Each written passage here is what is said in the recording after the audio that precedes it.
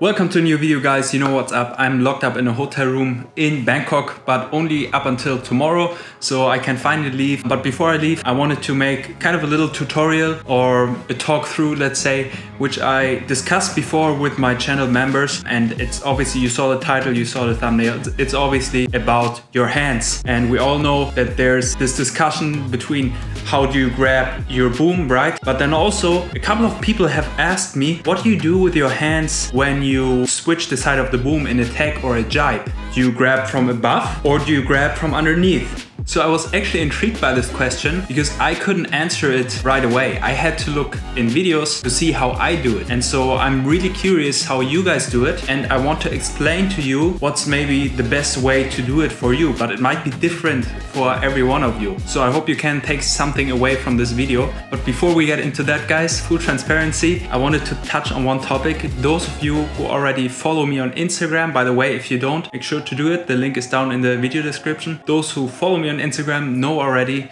that I'm parting ways with NeilPryde, and I was kind of thinking whether I should touch on this here on YouTube or not. And yeah, I wanted just to briefly say what's up with that. Up until recently, I was actually thinking that I will stay on NeilPryde, but most of you know that NeilPryde and JP kind of belong together. And so in the end, we couldn't find an agreement that makes both of the sides happy. And for that exact reason, a few of you have actually assumed that I would change to Severn. Severn obviously kind of being a part of Starboard, but being run by different people. So the person who does the marketing in Starboard is a different person who does the marketing for Severn, and with JP and NeilPryde it's the same person. So I haven't actually gotten any offer from Severn. I did get a couple of offers throughout the year. I just don't know what I will do yet, so I'll keep you updated on that. But yeah, enough about that.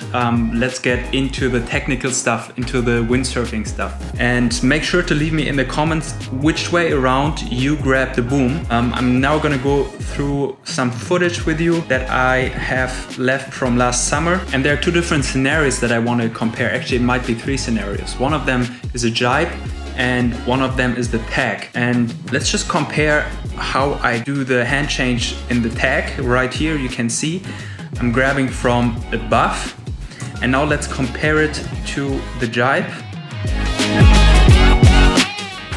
and I'm going from underneath. So that's really interesting, right?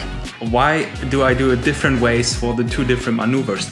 And I thought about it for a while, and I looked at the footage, and I want you to pay attention to the position of my shoulders compared to the position of the boom right in the middle of the tack. Check this out.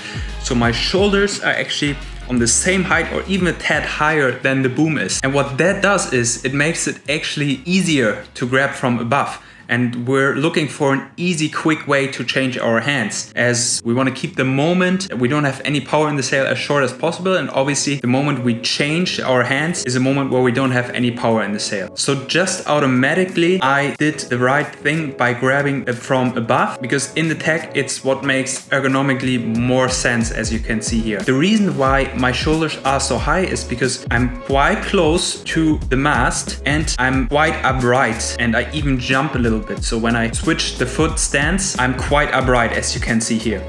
So if the important factor is our shoulder height in relation to the boom, then that means also different boom heights might require different hand changes. So let's say you're somebody that has the boom extremely high, even higher than me, but I already have it quite high. You might have to grab from underneath. On the other side, if the boom is lower, it makes it even easier to go from above. One very important factor, which is why it probably makes sense for most of you to grab from above during the tack, is the fact that when you arrive on your new side, you want to pull the sail in front of you, as you can see here. So now if we take a look at the jibe, you can see that I'm going from underneath. And I want you to take a close look again at what the relation is of the height of my shoulders compared to the boom.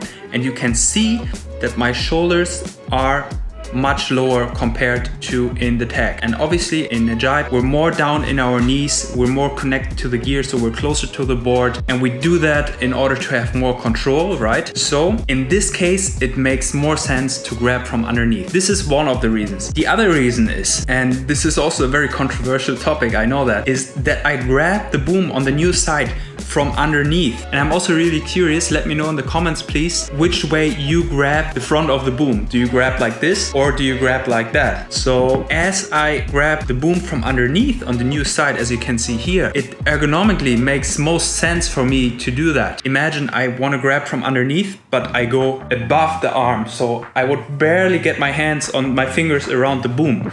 So I automatically did what makes the most sense ergonomically and what makes it easiest and fastest for me to execute the jibe without a small margin of error. Because if I did it the other way, it would mean that I have a big margin for error, right?